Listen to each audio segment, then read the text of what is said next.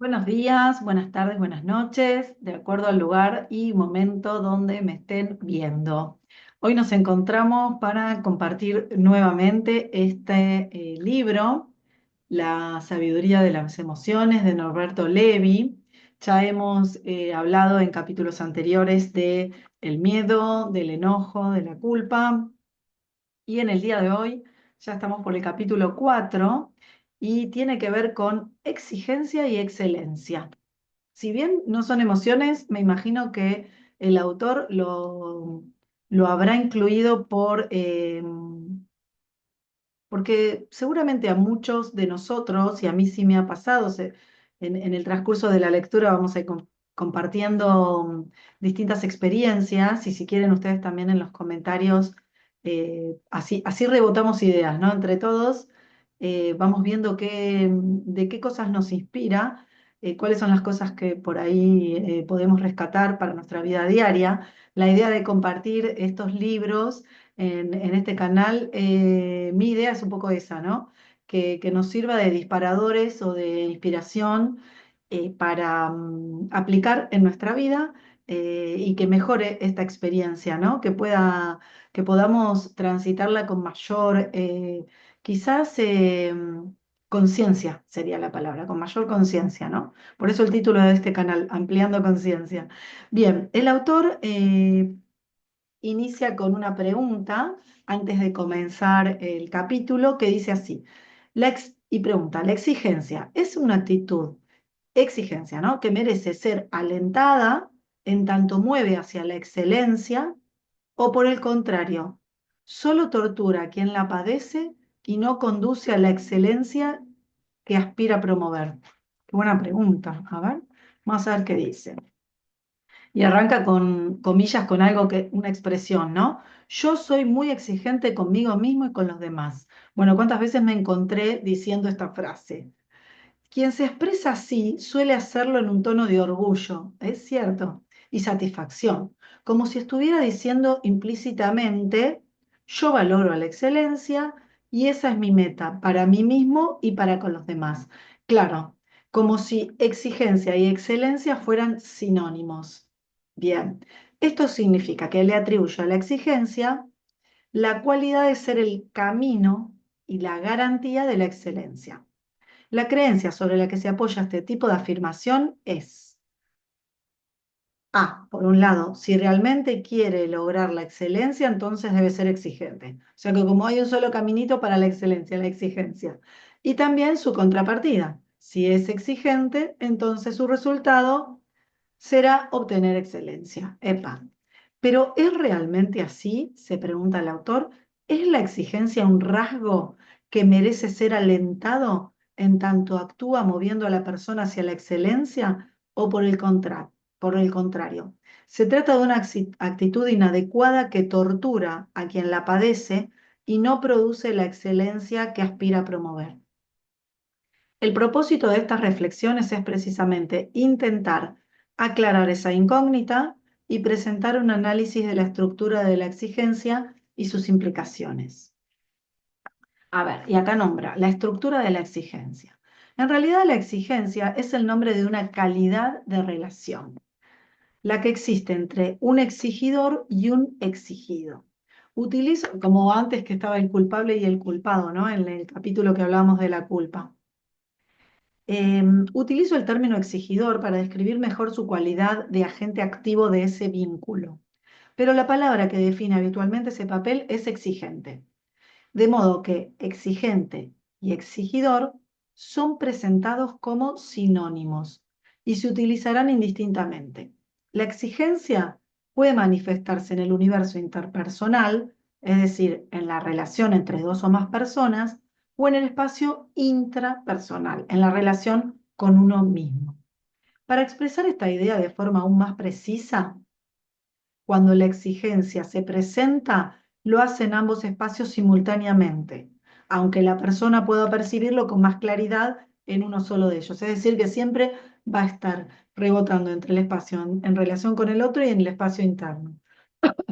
No importa si yo lo percibo en uno de los dos.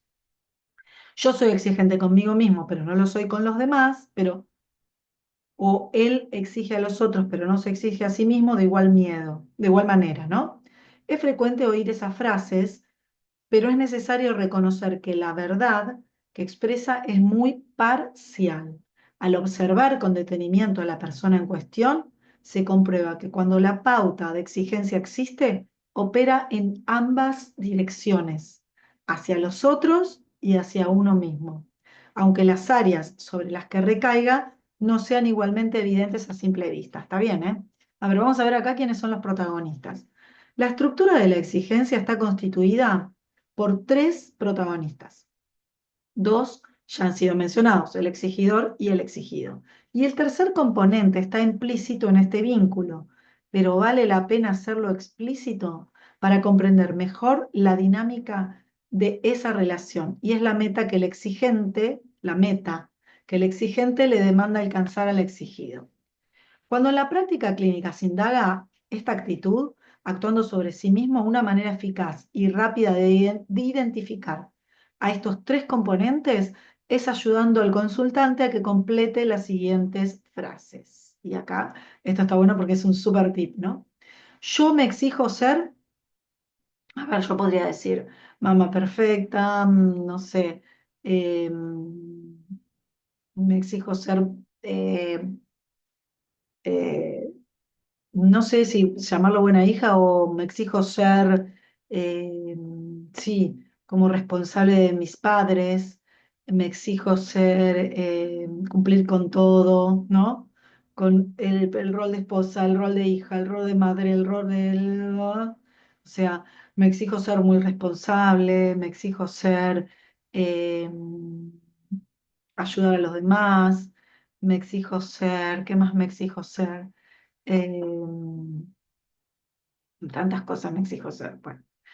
Y después, la otra pregunta es, y en cambio me siento, claro, muchas veces me siento agobiada, me siento frustrada, me siento, claro, porque uno se exige algunas cosas, miren el rollo que les voy a contar, me exijo tal cosa y a veces uno piensa, o yo pienso, que el otro debería responder de la misma manera, y a veces no es así, porque el otro es el otro y hace lo que quiere y tiene sus propios valores, y no necesariamente porque yo sea o responsable con él o determinadas cualidades con el otro va a tener que hacer igual, ¿no? Entonces muchas veces me exijo sobreexigida, me siento, ¿no? Respondiendo a la segunda pregunta. En cambio me siento, no pregunta, sino lo que hay que completar.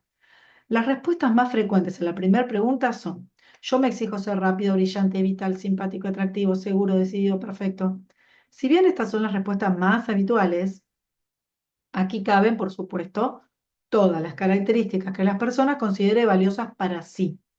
De este modo se descubre cuáles son las metas específicas que el aspecto exigente reclama. Cuando se responde a la segunda pregunta, surgen en general los rasgos opuestos. Lento, torpe, desvitalizado, inseguro, dependientes, imperfecto, etc. Sí, funcionó. Yo no sabía, no me lo acordaba este cuando lo dije. Parecía así, ¿no? Yo puse, yo me exijo ser esas cualidades y después en cambio me siento y ahí surgió frustrada, etc. De esta forma se logra descubrir con relativa sencillez las características del aspecto exigido, es decir, del aspecto sobre el cual recae la actitud exigente. Una vez que se han alcanzado estos descubrimientos, se han sentado las bases para intentar conocer un aspecto fundamental de esta estructura. ¿De qué modo el exigidor trata al exigido para alcanzar las metas que demanda? Y vamos a ver ahora la relación entre el exigidor y entre el exigente o exigidor y el exigido. Una de las características más notables de este vínculo es que el exigidor no suele darse cuenta del modo en que trata al exigido, y en especial, y esto es tal vez lo más importante, del efecto, no se da cuenta del efecto que produce en el aspecto exigido el trato que le brinda. El aspecto exigente no lo advierte, porque su percepción está completamente tomada por la meta, es decir, todo lo que él registra es que hay que alcanzar que hay que llegar allá como sea, la meta, hay que cumplirla, no importa. Parecido a lo del culpador y culpable que veíamos en el capítulo anterior, ¿no? No importaba los medios, hay que cumplir, como un soldadito que tiene órdenes y no pregunta. El estado en que se encuentra el realizador, quien es en última instancia el encargado de hacer efectiva, no es percibido por el exigido, por el exigidor. Una sencilla metáfora que ilustra esta relación es la del jinete y el caballo.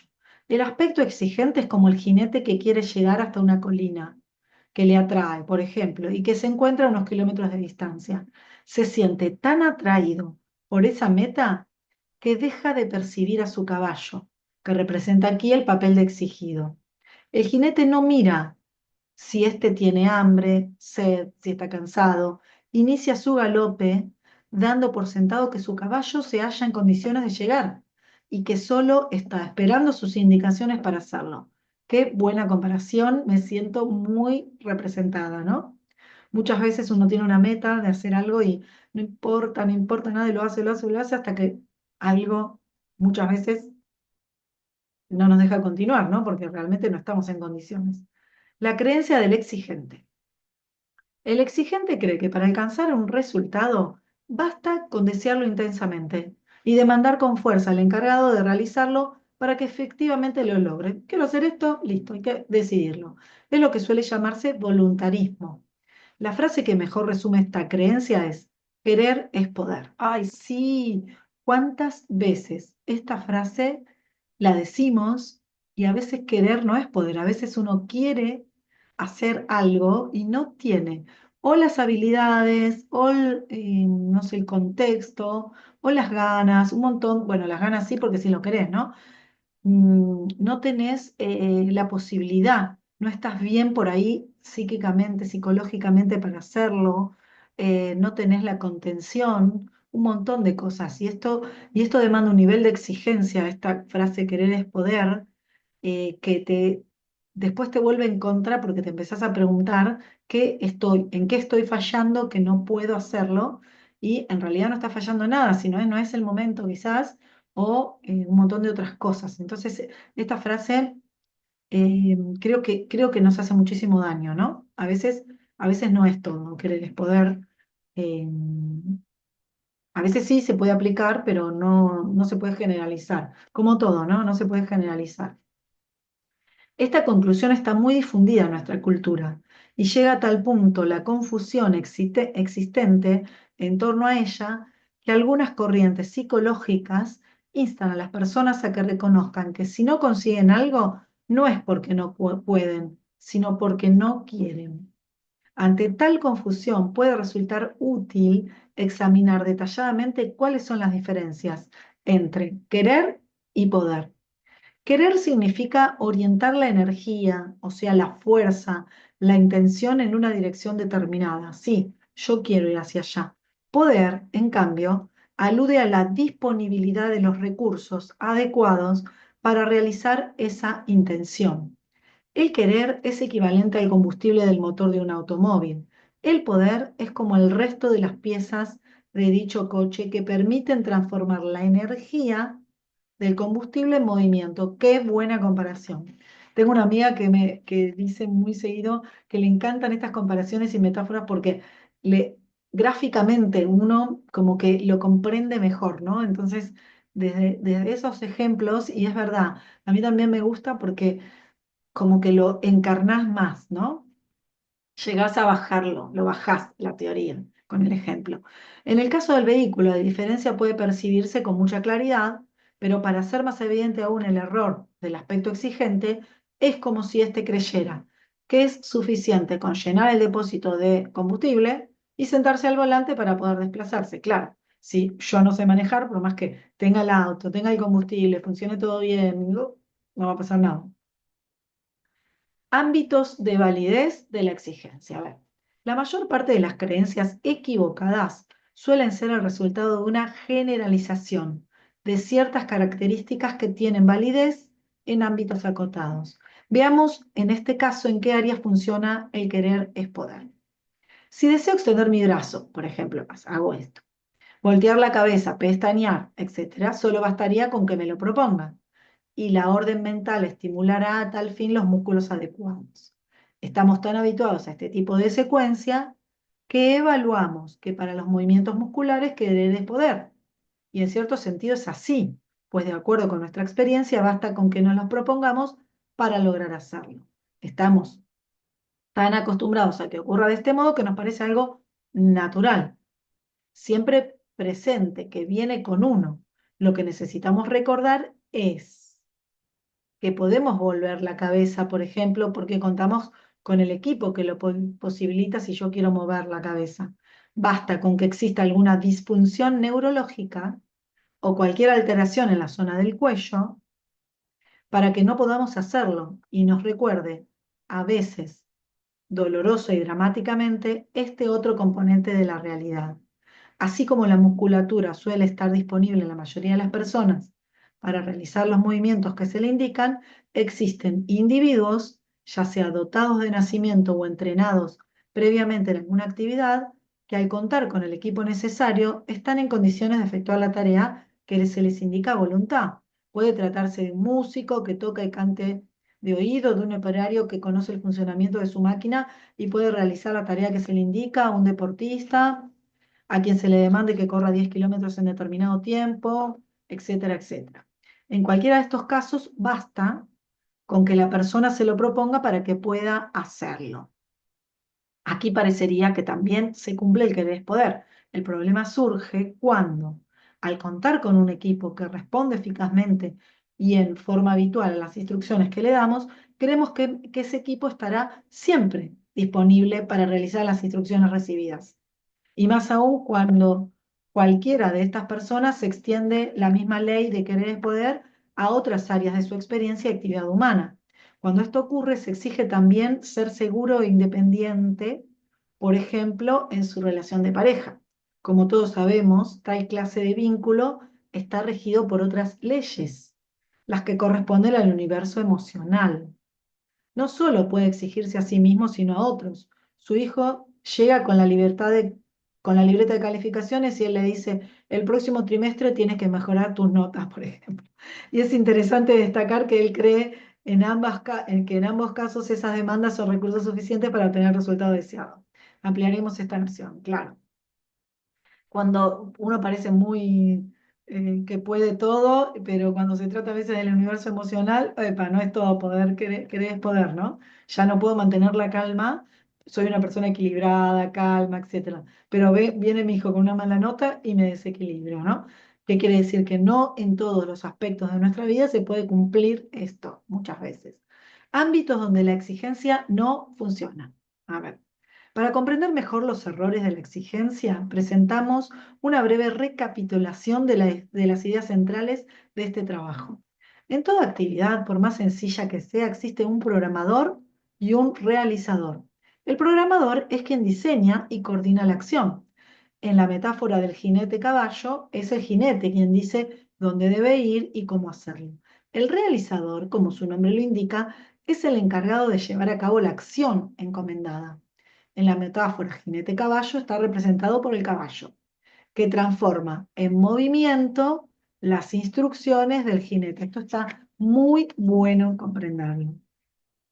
Existen además de esta otras metáforas que ilustran esa sociedad fundamental, que es la relación programador-realizador. Por ejemplo, arquitecto-obrero, entrenador-jugador, jefe-empleado, oficial-soldado, padre-hijo, etcétera, etcétera, etcétera. Como puede comprobarse a todos los ejemplos, existe un papel de estratega que dice qué y cómo hacer determinada cosa y otro de realizador que lleva a cabo la tarea encomendada. La relación exigente-exigido es una forma particular de la relación programador-realizador y el aspecto exigente expresa un modo inmaduro y disfuncional del papel del programador. Los rasgos que caracterizan al aspecto exigente son, primero, tiene una meta, quiere alcanzarla y da por sentado que su propósito es legítimo y adecuado. B, o dos, por lo tanto cree que no es necesario consultar al realizador acerca de si comparte o no esa meta. Es decir, él se siente el amo y percibe al realizador como su esclavo. como alguien sin derecho a tener vida propia, cuya función es estar siempre en condiciones de cumplir las órdenes que él le da. Y tercero, C, cree que para el realizador, cree que para que el realizador alcance la meta que le exige es suficiente con que se lo demande imperiosamente. O sea, quiero alcanzar una meta, solamente la tengo que pedir, la tengo que exigir, digamos, ni pedir, y el otro ya la va a cumplir. Eso es lo que cree el aspecto exigente. Esto que solo ocurre cuando la musculatura está alterada, es lo que sucede siempre cuando el papel de realizador lo cumple una estructura más compleja. Ah, perdón, me salté algo porque si no se entiende. Cuando el realizador es el músculo que hace volver la cabeza, el papel del músculo se parece bastante a lo que el programador exigente imagina. Digo bastante porque, como expresamos anteriormente, basta con que exista cualquier alteración en la musculatura del cuello para que la situación cambie. O sea, en esto que relatamos, si yo pienso, giro la cabeza se gira y nadie interpone nada y sucede. Esto que solo ocurre cuando la musculatura está alterada es lo que sucede siempre cuando el papel del realizador lo cumple una estructura más compleja y con evidente vida propia. Ya sea un aspecto psicológico de sí mismo, como el aspecto realizador, o una persona o un grupo de personas. En estos casos, cuando más se pone en evidencia, es cuando más se pone en evidencia lo inadecuado que resulta la actitud exigente. Bien acá. Exigir y proponer. A ver, el hecho de exigir, como el de dar órdenes o de mandar imperiosamente, se caracteriza por excluir el no como posibilidad legítima de respuesta. Epa, si digo, te exijo que vengas de inmediato, estoy diciendo implícitamente a mi interlocutor que su respuesta debe ser sí o sí. En caso de que no lo haga y la contestación sea negativa, ya estaré iniciando una confrontación en oposición conmigo. Proponer, al igual que pedir o preguntar, en cambio, señalan que le reconozco a mi interlocutor el derecho a decir no y que el diálogo continuará si esa fuera su respuesta, sin la cualidad de desobediencia o antagonismo. Cuando el aspecto exigido no tiene la claridad ni las fuerzas suficientes para oponerse y decir no a la demanda del exigente, se produce en él la respuesta de sometimiento superficial y de resentimiento profundo, que inevitablemente se manifestará de forma sutil al comienzo y si no se resuelve de un modo cada vez más ostensible y explosivo. Nos dice un ejemplo. La mejor forma de mostrar la intimidad de la exigencia es a través de un ejemplo. Elena, 43 años, consulta por una actitud de autoexigencia que la tortura y paraliza. Cada uno de nosotros alberga, en mayor o menor medida, un vínculo exigente exigido interior similar al de Elena. Por esta razón puede resultar útil leer los diálogos que se transcribirán y confrontarlos vivencialmente con el propósito, con el propio vínculo, o sea, con uno mismo, exigido-exigidor, para conocer mejor sus semejanzas y diferencias. Cuando se invita a Elena a que describa cómo se exige ser, ella responde. A ver, Elena dice. Yo me exijo ser perfecta, no tiene que haber un gramo de equivocación. Uy, cómo me resuena esto, no sé ustedes. Tiene que ser todo muy maravilloso para que todo el mundo me admire y aplauda lo que hago. Bueno, acá no tanto. No sé si es para que me admiren o aplaudan, pero sí para que no haya errores, eso sí. El terapeuta le pregunta, ¿y cómo te sentís en cambio? O sea, una cosa es lo que se exige y otra cómo se siente, podemos leer acá. Y Elena responde, me siento insegura, apocada, lenta, ineficaz. De este modo ya están caracterizados la meta del aspecto exigente y el estado del aspecto exigido. Solo entonces es posible explorar cómo se relaciona el aspecto exigente con el exigido. Perdón. El terapeuta le dice, imagina que esa Elena insegura, lenta, etcétera, estuviera enfrente de ti. Toma contacto con ese aspecto exigente que le demanda que ella sea perfecta y siendo ese aspecto, háblale. ¿Cómo es tu modo de exigirle? Si le pudieras hablar ahora, ¿qué le dirías? Y Elena desde su aspecto exigente, le contesta, me das asco, no servís para nada. Ya he dicho muchas veces que tienes que ser perfecta y eficiente, y voy a hacer que te despabiles, y voy a repetirte todo el día estas palabras hasta que las entiendas. Esta es la típica actitud del aspecto exigente sobre el exigido. En la medida en que el propósito que lo absorbe por completo es alcanzar la meta, no logra tener en cuenta el estado de obrero, el caballo de la metáfora, que la tiene que realizar. Él percibe, él percibe al realizador como un mero instrumento, o sea, el aspecto exigente, para alcanzar la meta deseada. Este orden de prioridades en que la meta ocupa un primerísimo lugar y el realizador un lejano segundo plano es una de las características más específicas y típicas de la actitud exigente. ¡Wow! Las frases populares que habitualmente expresan esta modalidad son: hay que ganar como sea. Lo lograremos cueste lo que cueste. ¿Qué daño nos hacen estas frases? El fin justifica los medios. Tremendo. Nos vale todo. Algo que ocurre con esta actitud y que suele confundir la evaluación que se hace de ella es que da resultado a corto plazo. Efectivamente, el caballo llega a la colina, el deportista obtiene las marcas que le demandan, en suma, el exigido responde a las órdenes del exigente, lo cual le confirma a este que su método es adecuado y eficaz. Pero en la medida en que el estado de quien realiza la obra, en ese sentido el obrero, no es contemplado, su condición inexorablemente se va deteriorando, por lo que cada vez rinde menos. Claro, en esta secuencia el director técnico queda perplejo al observar que el rendimiento del deportista se resiente y desde la creencia en la que se apoya responde intensificando su exigencia, es decir, incrementando lo que hacía previamente. Y daba tan buenos resultados, encima de la culpa. Así se inicia un círculo vicioso de desencuentro y malestar que en el mejor de los casos termina con esa relación. De mantenerse ese vínculo en las mismas condiciones, el deportista se verá seriamente afectado, muchas veces de forma irreversible. ¿Y qué le ocurre íntimamente a quien vive el papel de exigido, ya sea una persona o un aspecto interior? Lo que recibe son órdenes, así de simple, a las que no puede cuestionar abierta y libremente. Por lo tanto, en lo externo se somete y en lo interno acumula malestar, enojo, resentimiento. Dado que además no puede opinar y descubrir momento a momento qué es lo que necesita, va perdiendo esa capacidad por falta de ejercitación y por la turbulencia interior que genera en él esa mezcla tan particular y explosiva que es el sometimiento y el enojo acumulado. Él no dice que no quiere recibir más órdenes, pero cuando le pregunta qué quiere hacer, o no sabe, o dice vagamente sin sentido. ¿Cómo me resuena esto, eh? Entonces no tengo más remedio que seguir dándole órdenes.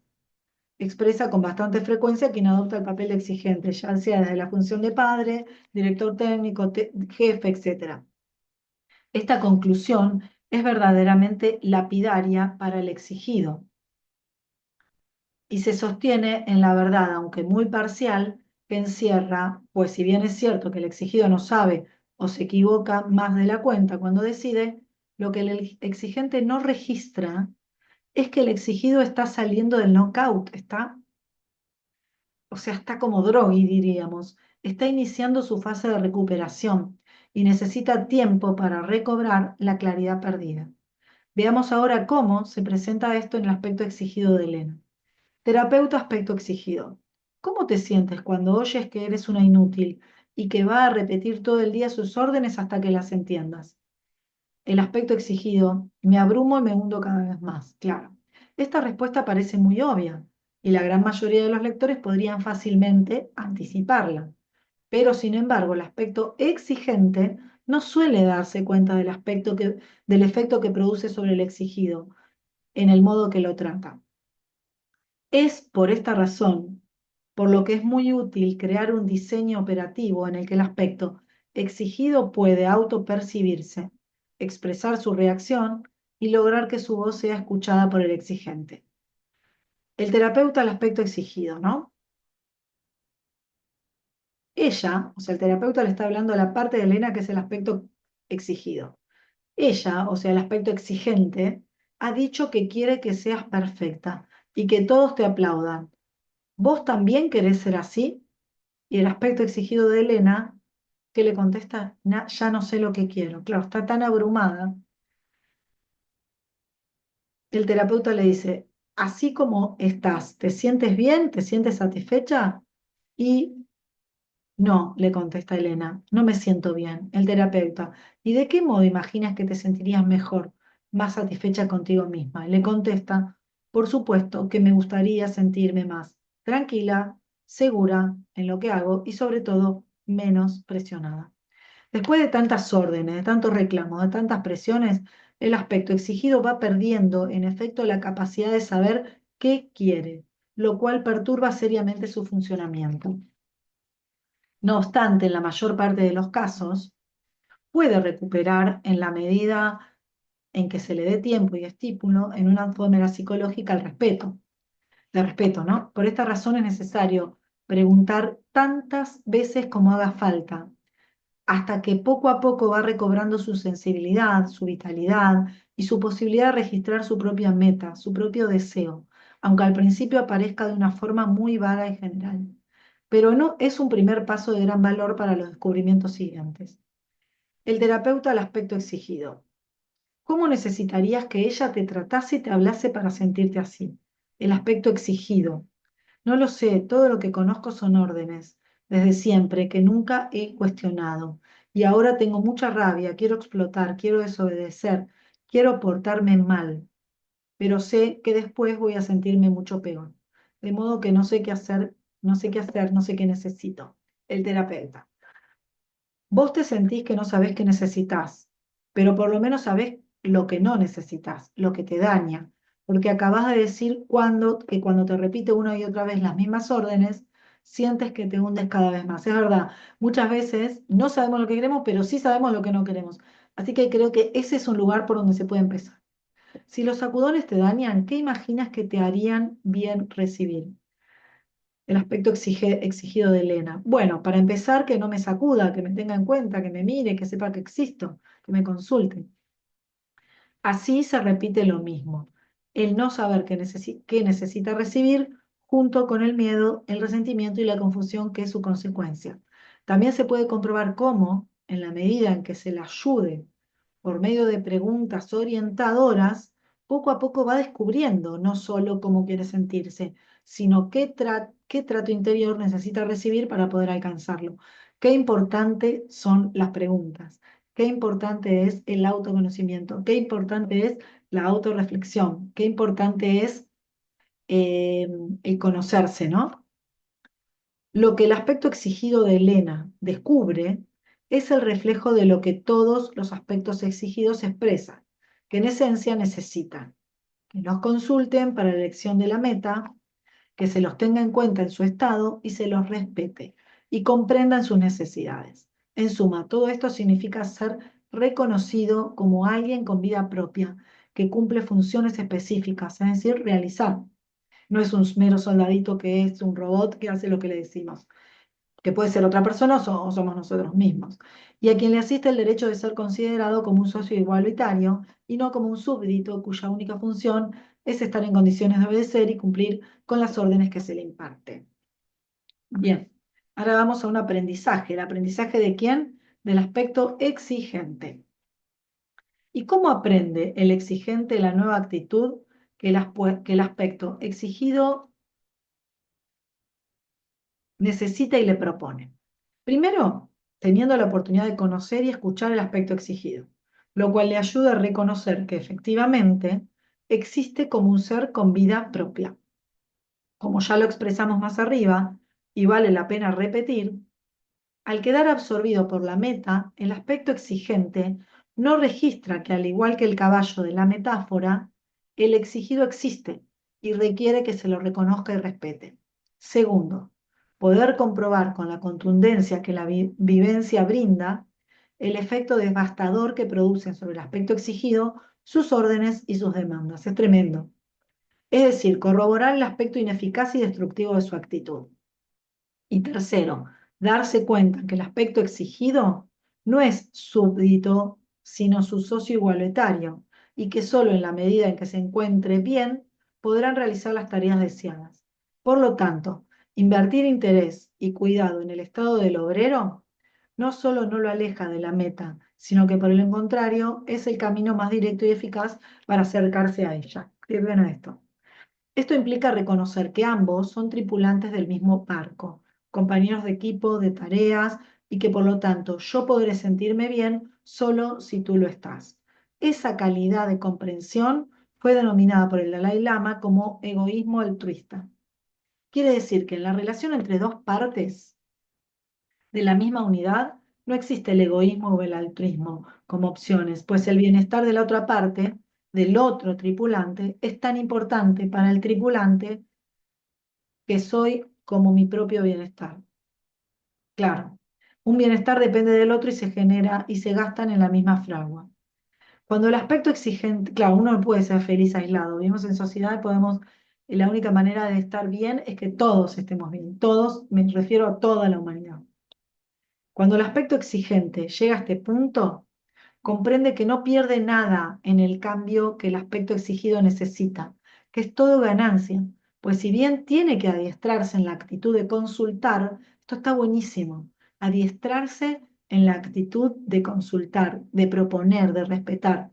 ¿Cómo cambia la perspectiva, ¿no? Cuando uno consulta, eh, propone, ¿no? No exige desde su lado. ¿Qué te parece, no? Esto en el mismo discurso. Yo los invito, si tienen ganas, ¿no? Por supuesto, si quieren, a reflexionar sobre la manera en la que hablamos, cuál es mi discurso, qué es lo que digo, qué palabras estoy utilizando, si estoy utilizando un tono de orden, si estoy utilizando un tono de propuesta, si siempre estoy abierta a la consulta.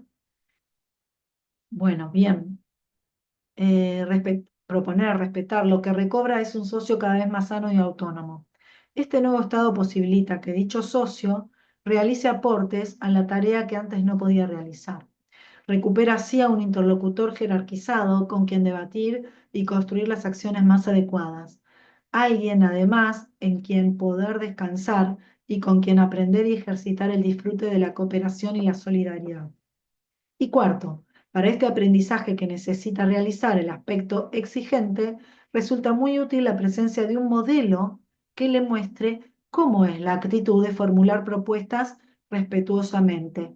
Qué bueno esto, propuestas respetuosamente.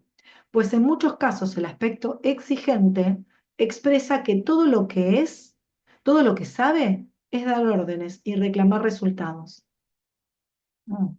Qué tremendo, porque uno da órdenes, reclama resultados, después no se cumplen y ¿cómo no se cumplió si yo lo ordené? Pero no es solo eso, hay que ver. Me acuerdo que una vez en el, en el trabajo me enseñaron algo que después lo adopté para toda mi vida, porque bueno, justamente mi trabajo tenía muchas personas a cargo y un jefe que tenía muy lúcido me dijo una vez, mira, Patri, las personas... em, para él había tres razones por las que las personas no hacían las cosas que tenían que hacer. Podía ser solamente por tres razones, porque no sabe, porque no quiere o porque no puede. Y cada una de esas tres razones tiene soluciones distintas. O sea, no basta con que vos le digas lo que tiene que hacer, tenés que también identificar como persona a cargo si es posible realizar lo que vos estás pidiendo, porque tu tarea no termina en exigir o en dar una orden, ¿no? Sino que tienen que existir, eh, tienen que existir las condiciones dadas para que la persona pueda cumplir la orden. Por ejemplo, si alguien no sabe, vos le estás diciendo que, no sé, haga determinada tarea y la persona no la instruiste a alguien. Si no sabe, primero hay que capacitarla para que lo pueda hacer. Entonces hay que identificar qué pasa, a quién le está dando esa orden. ¿Sabe hacer lo que vos le estás pidiendo? No puede, bueno, acá porque no tiene los elementos o las habilidades para hacerlo. Vos le estás pidiendo, no sé, que descuelgue tal cartel de, no sé, todos los carteles, en ese caso sí era un lugar que tenía mucha gráfica, mucha cartelería, pero la persona no cuenta ni con una escalera, ni... ¿Y qué va a salir volando a descolgar los carteles? no puede, lo quiere hacer, sabe hacerlo, lo quiere hacer, pero no puede. Y el tercero era no quiere. Y acá en el no querer tiene que ver con digamos, está, no quiere, es con una cuestión de voluntad, no lo quiere hacer, sabe hacerlo, puede hacerlo porque tiene los elementos, pero no quiere. Es un tema, bueno, con esa persona se va a trabajar, está contento con este trabajo, ¿qué pasa? ¿Por qué sigue acá? ¿Cuáles son qué es lo que opera en su interior para no querer hacerlo, ¿no?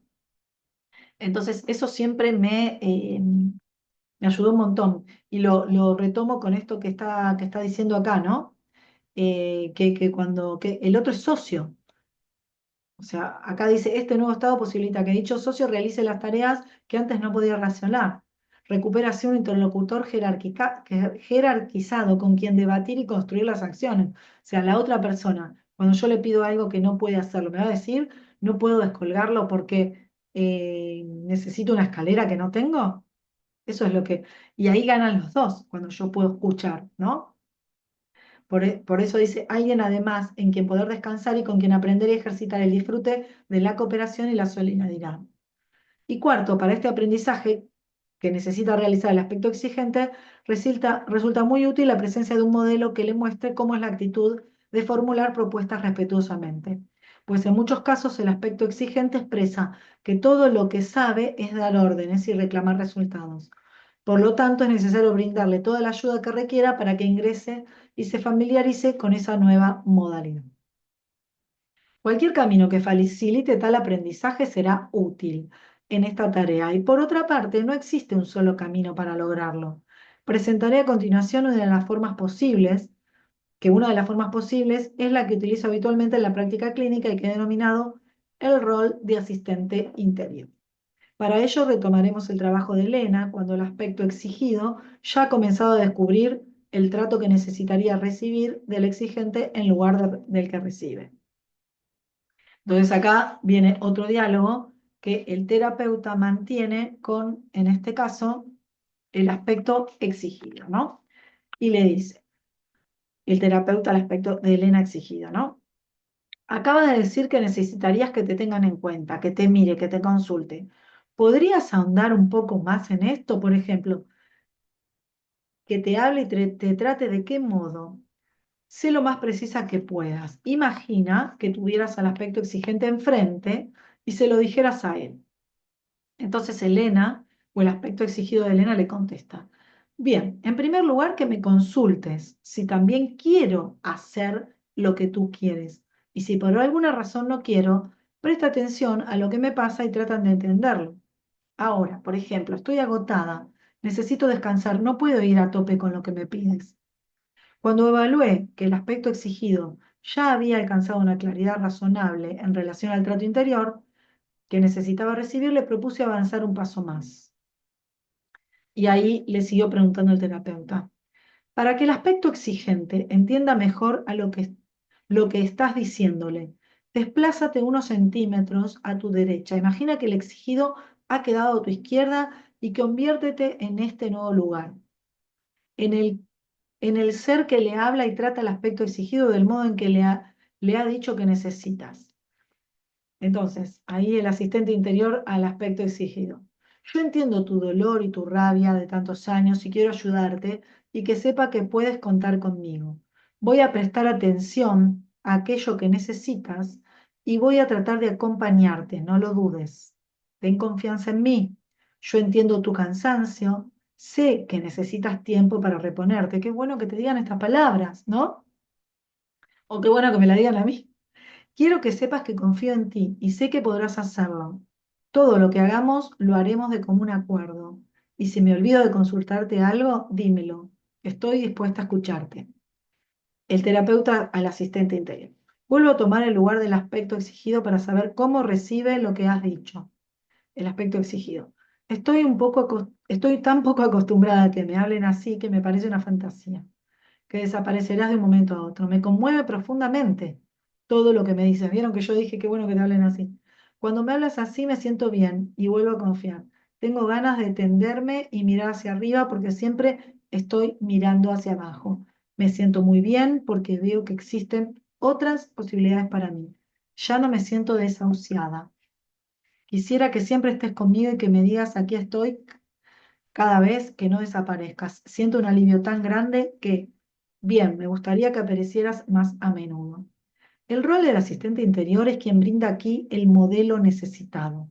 Lo más interesante y significativo de esta propuesta es que el mismo aspecto exigido, quien quien gesta la forma específica del asistente. Al tomar contacto con su necesidad, el aspecto exigido descubre simultáneamente las características del ser que podría satisfacerlo.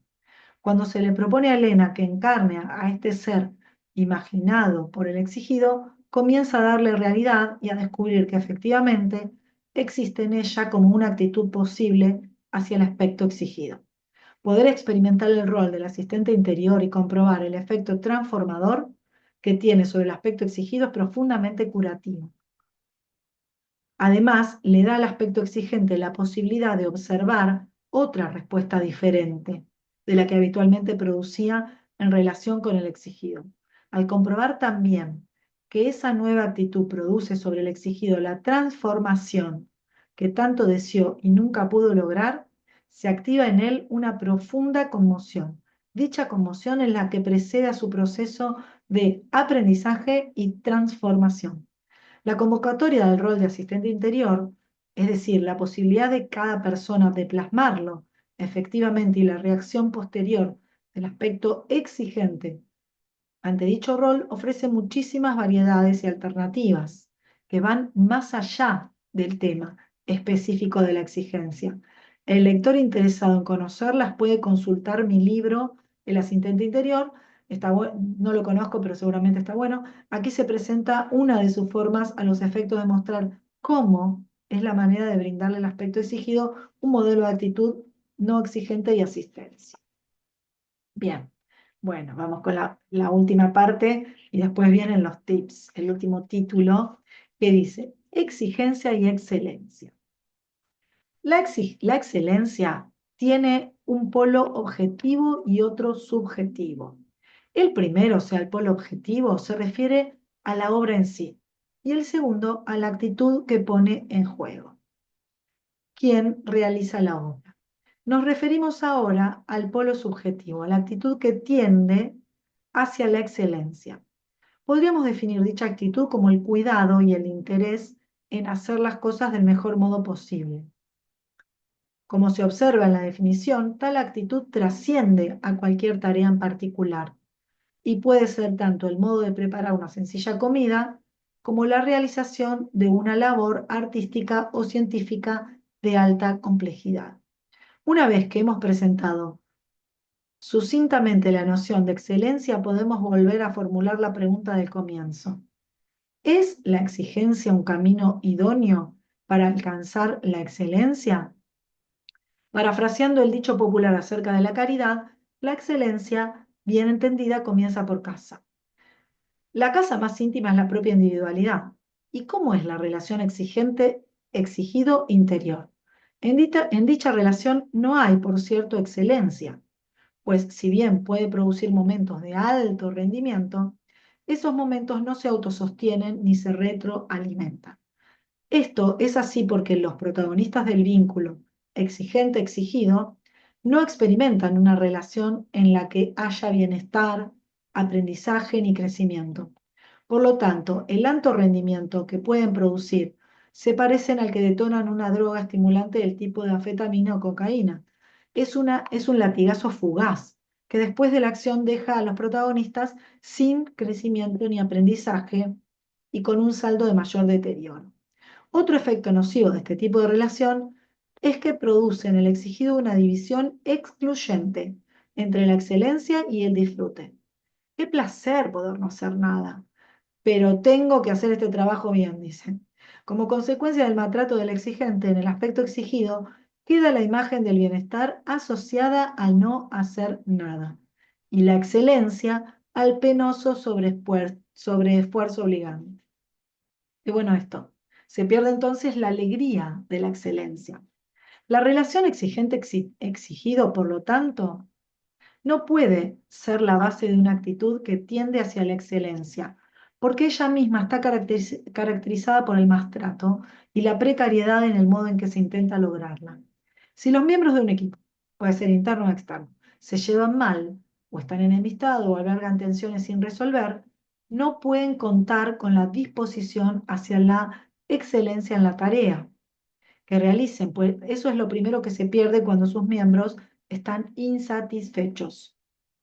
Resulta evidente entonces que si la actitud hacia la excelencia no tiene el sustento del disfrute, del aprendizaje y el crecimiento, su fugacidad es inevitable. La excelencia no es hija de la exigencia. ¡Wow! Acá desmitifica un mito. La genuina excelencia es resultado de un estado de excelencia interior. Yo lo llamaría paz. La excelencia interior significa relaciones internas armónicas, respetuosas, fértiles. En este caso es la que se da cuando la relación exigente-exigido se transforma en asistente-asistido, con papeles dinámicos y alternativos. En este marco no hay división entre el disfrute y la tarea, y por lo tanto el rendimiento es sostenido y se retroalimenta en la experiencia de su propio disfrute. Esto no significa que la persona producirá siempre el máximo y que su rendimiento se mantendrá en este nivel, sino que producirá su máximo posible, momento a momento, en una atmósfera interior de bienestar con la tarea y sin consumirse ni destruirse mientras la realiza. En los últimos años se está manifestando cada vez más a menudo el estado de agotamiento psicológico, burnout, le pone en inglés, ¿no? Estalla, se incendia. Y el síndrome de fatiga crónica. Es oportuno señalar aquí que la actitud exigente está en la base misma de estas extendidas y severas perturbaciones. Cuando entre dos o más que se asocian para hacer algo, se genera una actitud de interconsulta, de cooperación, de reconocimiento del aporte de cada uno, en el vínculo que se gesta se produce bienestar. Dicho bienestar es una referencia de medida de la excelencia alcanzada en el funcionamiento de ese equipo. En esta metáfora psicológica, donde crece el genuino motor de la excelencia, que es sencillamente el amor hacia ella, si le pusiéramos palabras serían, tiendo a la excelencia porque la amo, y la amo porque conozco el disfrute que experimento cuando participo de esa cualidad. Qué diferente, ¿no? En ese disfrute se halla presente la sensación de estar sintonizado con la vida y reeditar lo que ella misma en su sentido más amplio hace, crear, manifestarse en obras y desarrollarse en nombre del amor. Es curioso y lamentable que para estimular la excelencia suela apelarse, además de a la exigencia, a la competencia. Es necesario aprender a hacer las cosas de un modo excelente para poder cumplir, competir, triunfar y ser los mejores. Alcanzar la excelencia para vencer. Parecía que aún no se confía en que el bienestar, la satisfacción y la alegría que la excelencia misma producen sean un estímulo lo suficientemente poderoso como para buscarla y encontrarla desde allí.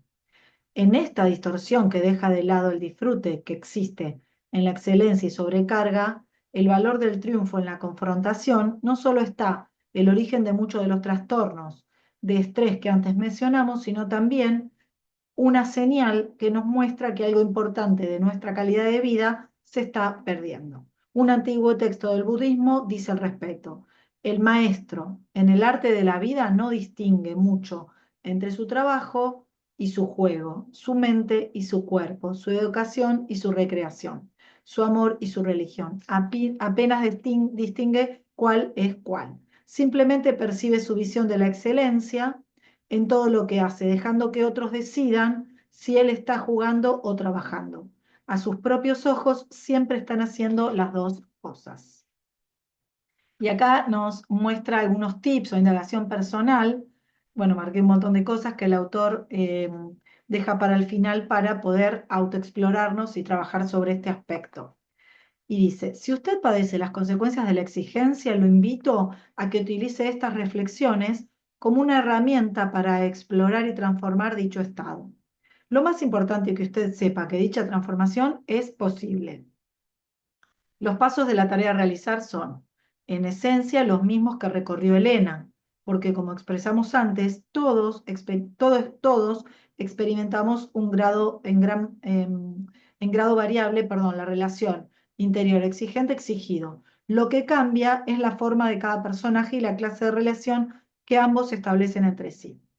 Realizar entonces esta indagación es precisamente descubrir qué forma adopta en usted ese vínculo. A modo de reseña, la secuencia es la siguiente. Primero, descubrir cómo se exige ser y cómo se siente en cambio. Es decir, estas preguntas que decíamos al principio, no preguntas, completar esta frase. Yo me exijo ser, puntos suspensivos. Y en cambio me siento, puntos suspensivos. Lo que uno quisiera completar. Por otro lado, observar luego de qué modo el aspecto exigente le exige al exigido ser como la meta, observar qué tengo que ser y cuál es la meta. Vivenciar, siendo el exigido, qué reacción le produce dicho trato. Cotejar si la meta que el aspecto exigente tiene para el exigido coincide o no con la que el exigido tiene para sí mismo. Si no coinciden, es necesario dialogar sobre ese punto hasta que alcance un acuerdo. Cuando ya tienen una meta común, el aspecto exigido necesita descubrir cómo requiere ser tratado por el exigente para sentirse verdaderamente ayudado a transformarse en la dirección de la meta que ambos desean. Una vez que lo han descubierto, es muy útil que encare el papel de asistente interior del aspecto exigido y ensaye y experimente esa nueva actitud, y que mientras lo hace esté atento a todas sus reacciones emocionales. Por otro lado, que observe luego el efecto que produce sobre el aspecto exigido el recibir dicho trato y haga todos los ajustes sucesivos hasta que el aspecto exigido se sienta genuinamente ayudado. Y el último punto es cuando este estado haya sido efectivamente alcanzado, es el momento de convertirse nuevamente en el aspecto exigente original. Desde ahí observar la nueva actitud asistencial puesta en juego, descubrir las diferencias y, en el caso de desearlo, comenzar la hermosa tarea del aprendizaje que significa transformarse de exigente en asistente. Esta enumeración de tareas quizá parezca de difícil realización, pero existe un factor de gran importancia que facilita su logro, y es que todos los personajes involucrados son componentes de las personas que es usted. Imagine que observa su mano derecha maltratar y herir a su mano izquierda.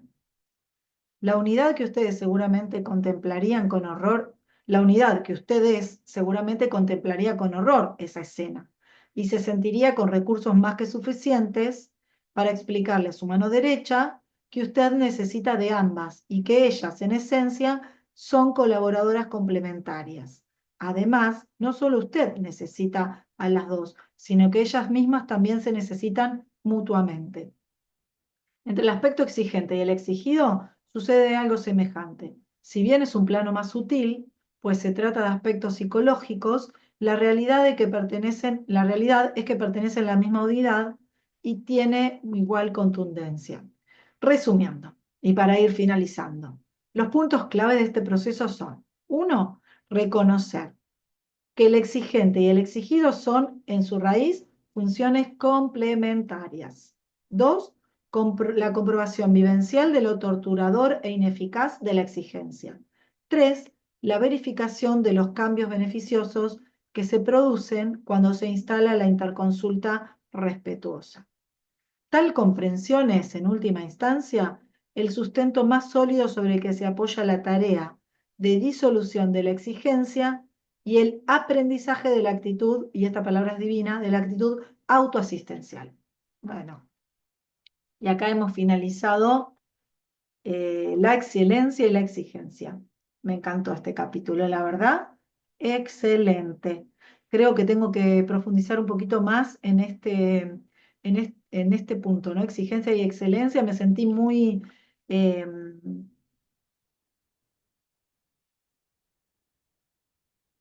¿cómo decirlo? Me sentí muy indagada, no sería la palabra, sí, muy interpelada por este capítulo. Me resonaron muchas cosas.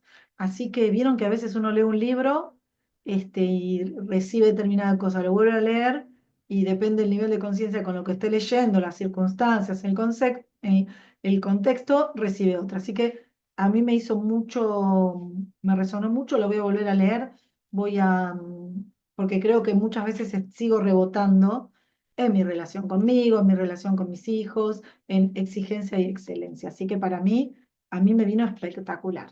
Bueno, si quieren, me pueden compartir ahí en los comentarios, podemos ir compartiendo entre todos qué les pareció, qué piensan de esto, así rebotamos juntos ideas. Bueno, muchísimas gracias por acompañarme. Acá vamos a compartir de nuevo el libro, a compartir conmigo este hermosísimo libro, La sabiduría de las emociones, de Norberto Levi. Y en el próximo encuentro vamos a tocar otra emoción. Uf, miren, aprender de la envidia. ¿Qué tema? ¿Qué tema? Bueno, muchísimas gracias nuevamente por acompañarme, a compartir este libro, que tengan una excelente jornada y nos estamos viendo en nuestro próximo encuentro. Chau, chau.